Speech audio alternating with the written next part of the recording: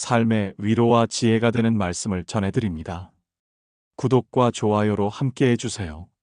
누군가에게 상처받았을 때 우리 가슴 속에서는 무엇인가가 뜨겁게 타오릅니다. 분노일 수도 있고 서러움일 수도 있으며 때로는 복수하고 싶은 마음일 수도 있습니다. 그런데 이상하게도 세월이 흐를수록 그 감정은 나 자신을 더 깊이 갉아먹는 독이 되어버립니다. 상처를 준 사람은 이미 잊고 평온하게 살아가는데 정작 상처받은 나만 그 기억 속에 갇혀 오늘도 괴로워합니다. 그렇다면 과연 어떻게 해야 할까요? 상처를 준 사람에게 어떻게 대해야 그 사람이 진정으로 당신을 소중히 여기게 될까요? 오늘은 공자의 지혜를 빌려 이 물음에 답해보려 합니다. 먼저 떠올려 봅시다. 살아오면서 얼마나 많은 사람들에게 상처받았고 또 얼마나 많은 사람들에게 상처를 주었을까요? 인간관계라는 것은 마치 강물처럼 흐르다가 때로는 부딪히고 때로는 어우러지며 복잡하게 얽혀갑니다. 그 과정에서 우리는 누군가에게 아픔을 주기도 하고 누군가로부터 아픔을 받기도 합니다. 문제는 그 상처를 어떻게 다루느냐입니다. 잘못 다루면 평생 마음의 짐이 되어 우리를 짓누르고 잘 다루면 오히려 성숙한 인간으로 거듭나는 계기가 되기도 합니다. 공자는 이런 말을 남겼습니다. 상처는 정의로 갚고 은혜는 은혜로 갚아라. 얼핏 들으면 당연한 말 같지만 그 속에는 우리가 놓치기 쉬운 깊은 통찰이 담겨 있습니다. 상처를 받았을 때 우리는 흔히 두 가지 극단적인 반응을 보입니다. 하나는 똑같이 되갚아주겠다며 복수에 불타는 것이고 다른 하나는 무조건 참고 용서하며 덮어두려는 것입니다. 그런데 공자는 이 둘 모두 옳지 않다고 말합니다. 상처에는 상처로 갚는 것이 아니라 정의로 갚으라 했습니다. 정의란 무엇입니까? 그것은 감정에 휘둘리지 않고 냉정하게 옳고 그름을 판단하여 바르게 대처하는 것입니다. 생각해 보십시오. 누군가 당신에게 상처를 주었을 때 당신이 똑같이 상처로 되갚는다면 어떻게 될까요? 그 사람 역시 다시 당신에게 상처를 줄 것이고 결국 두 사람 모두 끝없는 악순환 속에 빠지게 됩니다. 마치 두 마리의 맹수가 서로를 물어뜯다가 함께 쓰러지는 것과 같습니다. 반대로 아무런 대응 없이 무조건 참고 덮어둔다면 어떻게 될까요? 상처를 준 사람은 자신이 잘못했다는 사실조차 깨닫지 못한 채 똑같은 행동을 반복할 것이고 당신은 속으로 사귀며 점점 더 큰 상처를 안게 됩니다. 그래서 공자는 정의로 갚으라 했습니다. 감정이 아닌 원칙으로, 분노가 아닌 냉정함으로 대처하라는 뜻입니다. 맹자는 이렇게 말했습니다. 사람을 사랑하되 친해지지 아니하거든 그 인을 반성하고 사람을 다스리되 다스려지지 아니하거든 그 지혜를 돌이켜보라. 이 말 속에는 반구적이, 즉 자신을 돌아본다는 뜻이 담겨 있습니다. 누군가에게 상처받았을 때 우리는 흔히 그 사람만을 탓하고 비난하기 쉽습니다. 하지만 맹자는 먼저 자신을 돌아보라고 합니다. 혹시 내가 먼저 그 사람에게 무심한 태도를 보이지는 않았는지, 혹시 내가 오해를 살 만한 행동을 하지는 않았는지, 혹시 내가 지나친 기대를 품고 있었던 것은 아닌지 살펴보라는 것입니다. 이것은 결코 자신을 비하하거나 상대방의 잘못을 덮어주라는 말이 아닙니다. 오히려 자신을 더 성숙하게 만드는 과정입니다. 상처를 준 사람을 원망하는 것은 쉽습니다. 그러나 그 상황 속에서 나 자신이 어떤 역할을 했는지 돌아보는 것은 훨씬 더 어렵습니다. 하지만 바로 그 어려움을 감당할 때 우리는 단순히 피해자로 머무르지 않고 진정으로 성장하는 사람이 됩니다. 그리고 그런 태도를 보일 때 상처를 준 사람도 당신의 깊이를 느끼고 당신을 다르게 보게 됩니다. 여기서 우리는 첫 번째 이유를 발견합니다. 상처받았을 때 당당하게 경계를 세우는 사람을 상대방은 소중히 여기게 됩니다.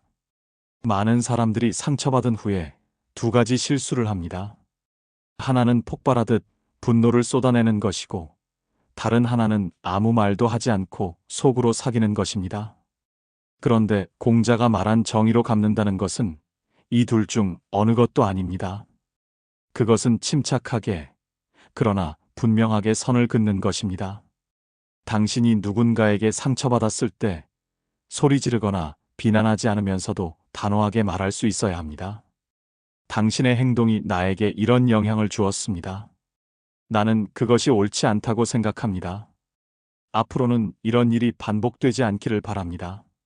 이렇게 차분하지만 명확하게 자신의 입장을 밝히는 것, 이것이 바로 정의로 갚는 태도입니다. 이런 태도를 보일 때 상대방은 당신을 만만하게 보지 않게 됩니다.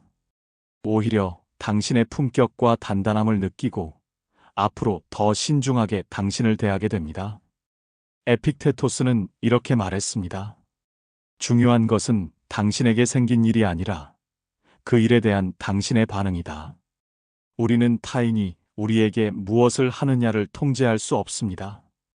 누군가 당신에게 상처 주는 말을 하거나 무례하게 행동하는 것을 막을 수는 없습니다. 하지만 당신이 그것에 어떻게 반응하느냐는 온전히 당신의 선택입니다. 감정에 휩싸여 격렬하게 반응할 수도 있고 냉정하게 거리를 두며 대처할 수도 있습니다. 그리고 후자를 선택하는 사람이야말로 진정으로 자유로운 사람입니다. 상처를 준 사람은 당신의 반응을 지켜봅니다. 당신이 쉽게 무너지고 감정적으로 폭발하는 모습을 보이면 그 사람은 당신을 가볍게 여기게 됩니다. 하지만 당신이 흔들리지 않고 의연하게 대처하는 모습을 보이면 그 사람은 당신의 내면의 힘을 느끼고 존중하게 됩니다. 마치 거센 바람이 불어도 뿌리 깊은 나무가 꿋꿋이 서 있는 것처럼 당신의 단단함이 오히려 상대방을 변화시키는 것입니다. 두 번째 이유는 상처를 준 사람에게 성장의 기회를 주는 사람을 그 사람은 소중히 여기게 됩니다. 누군가 당신에게 상처를 주었을 때 당신이 할 수 있는 가장 고귀한 일은 그 사람을 완전히 적으로 돌리지 않으면서도 그가 자신의 잘못을 깨닫도록 돕는 것입니다. 이것은 결코 쉬운 일이 아닙니다. 상처받은 마음으로 상대방을 이해하고 배려한다는 것은 엄청난 인내와 성숙함을 요구합니다. 공자는 또 이렇게 말했습니다. 어진 사람을 보면 그와 같이 되기를 생각하고 어질지 않은 사람을 보면 속으로 스스로 반성하라. 이 말은 단순히 타인을 거울로 삼아 자신을 돌아보라는 뜻만이 아닙니다. 더 깊게 보면 어질지 않은 사람, 즉 당신에게 상처를 준 사람조차도 당신의 성장을 돕는 스승이 될 수 있다는 뜻입니다. 그 사람의 잘못된 행동을 보며 나는 저런 사람이 되지 말아야겠다고 다짐하고 나는 어떻게 행동해야 하는지를 배우게 됩니다. 그런데 여기서 한 걸음 더 나아갈 수 있습니다. 당신이 그 사람에게 정의롭게 대응하면서도 인간적인 따뜻함을 잃지 않는다면 그 사람은 당신을 통해 자신의 모습을 보게 됩니다. 당신의 침착하고 품위 있는 태도가 거울이 되어 그 사람은 자신이 얼마나 미성숙하게 행동했는지 깨닫게 됩니다. 이것이야말로 가장 강력한 교육입니다. 말로 꾸짖거나 비난하는 것보다 당신의 태도 자체가 그 사람을 변화시키는 것입니다. 맹자는 인간의 본성이 선하다고 믿었습니다. 모든 사람은 마음속 깊은 곳에 측은지심, 즉 남을 불쌍히 여기는 마음을 가지고 태어났다고 했습니다. 아이가 우물에 빠지는 것을 보면 누구나 달려가서 구하려 하는 것처럼 우리 마음속에는 선한 씨앗이 있다는 것입니다. 다만 세상을 살아가면서 그 씨앗이 묻혀버리거나 자라지 못할 뿐입니다. 당신에게 상처를 준 사람 역시 마찬가지입니다. 그 사람도 한때는 순수했을 것이고 지금도 마음 깊은 곳에는 선한 부분이 남아있을 것입니다. 다만 상처를 주는 순간만큼은 그 선함이 드러나지 않았을 뿐입니다. 당신이 그 사람에게 정의롭고 품위 있게 대한다면 그 사람의 마음속에 묻혀있던 선한 부분을 깨울 수 있습니다.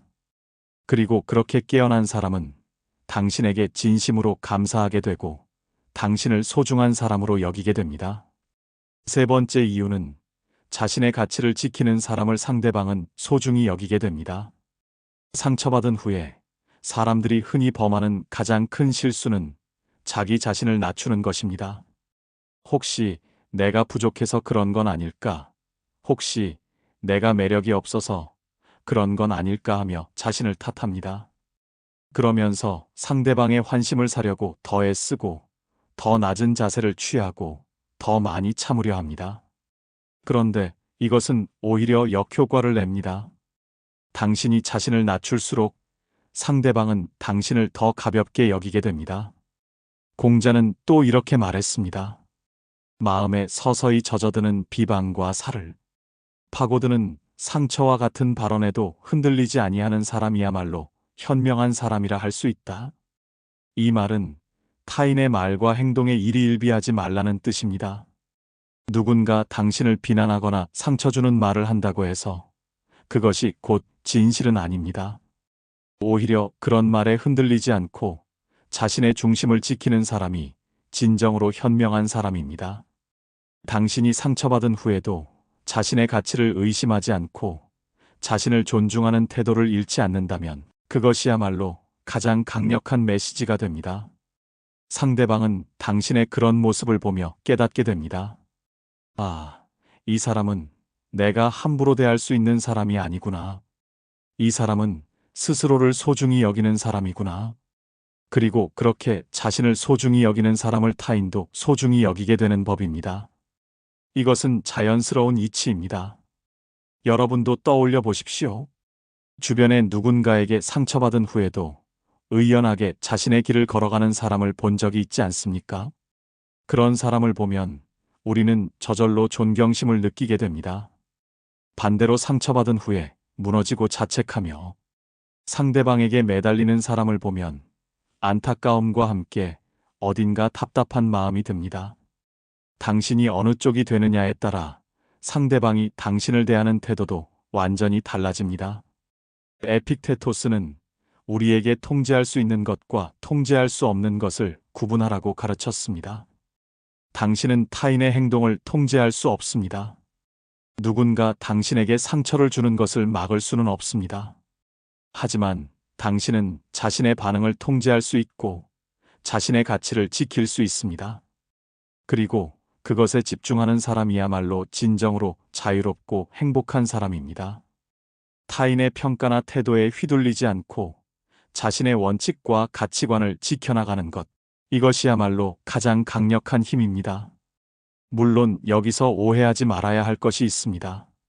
정의로 갚고 자신의 가치를 지킨다는 것이 결코 냉정하고 차갑게 대하라는 뜻은 아닙니다. 공자는 인, 즉 사람을 사랑하는 마음을 가장 중요한 덕목으로 여겼습니다.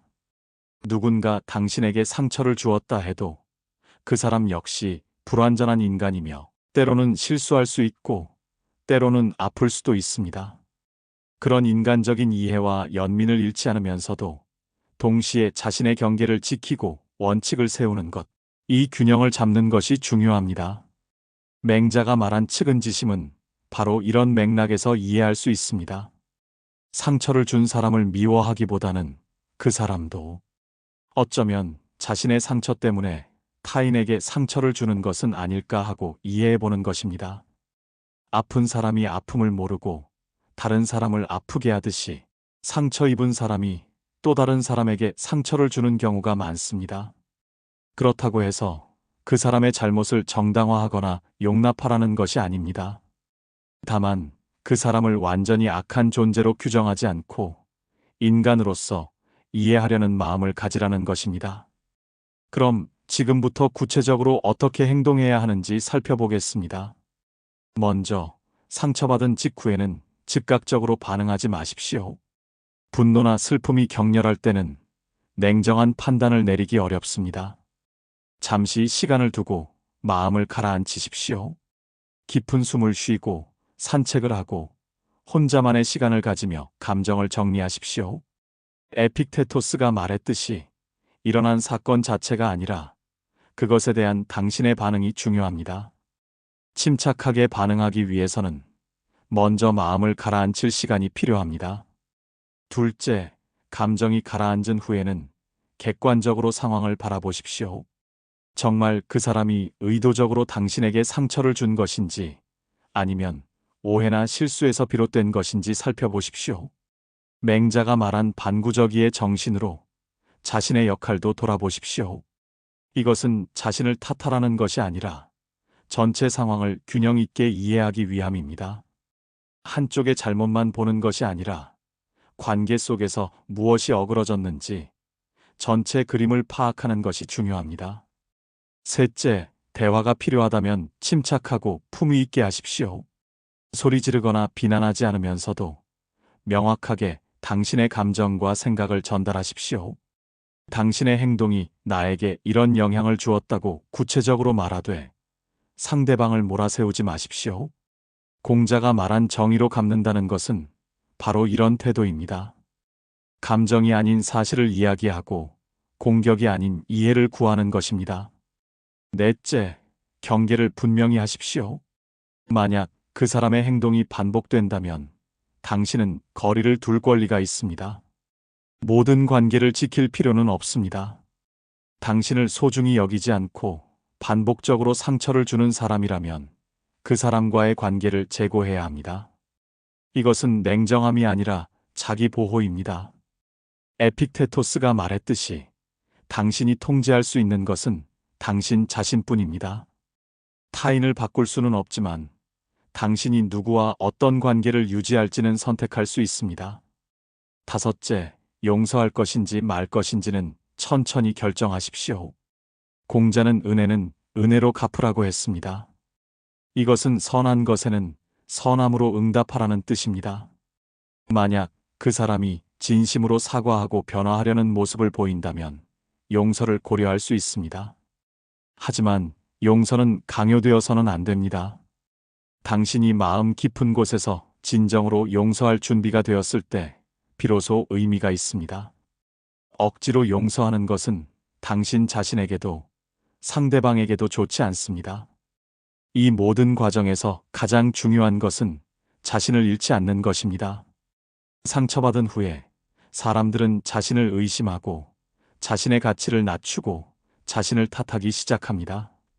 그러나 공자가 말했듯이 비방과 상처에 흔들리지 않는 사람이야말로 현명한 사람입니다.